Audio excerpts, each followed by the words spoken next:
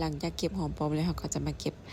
ผักหอมเสริมผักหอมเสริมตัวนี้เลยจะเอิ้นว่าผักกาดกำเนาะทุกคนเราจะบ่ค่อยมีรสชาติแล้วก็บ่ค่อยมีกลิ่นหยังจะบ่คือหอมเสริมตัวที่เป็นใบกูด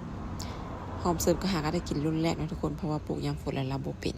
หาก็มางามช่วงยามหนาวนี่แต่ก็พอได้ใส่พันธุ์ป่าอยู่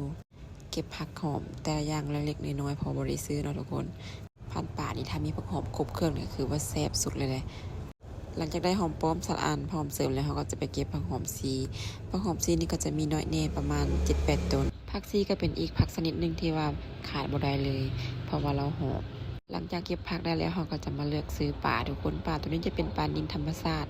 บ่แม่นปลานิลที่เลี้ยงจากกระสังเนาะแล้วจะตัวบ่ตุ้ยปานใดแต่เราจะบ่มีมันหลายซีนเราจะแซ่บส่วนหลายค่อยก็จะมากินปลาธรรมชาติแบบนี้เด้อทุกคน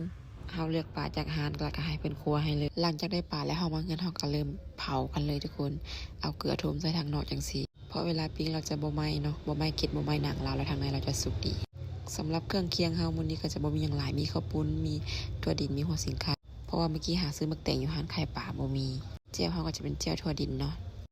มาเด้อกินนำกันทุกคน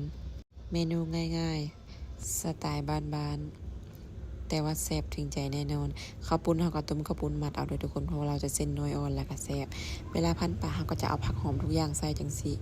ขออนุญาตใส่มือเลยเพราะว่ากินนำกันแต่สองผัวเมียเนาะใส่ผักหอมทุกอย่างลงไปตามด้วยถั่วดินหัวสิงไข่เนาะทุกคนตามมาด้วยข้าวปุ้นแล้วก็ที่เด็ดของเฮาก็คือปลาเผาหลังจากใส่ทุกอย่างลงไปในห่อพันของเฮาแล้วเฮาก็เอาน้ำแจ่วหวดจังซี่เลยหลังจากนั้นก็ซีมเบิ่งเด้อทุกคนคำใหญ่ๆจังซี่แหละมาเด้อ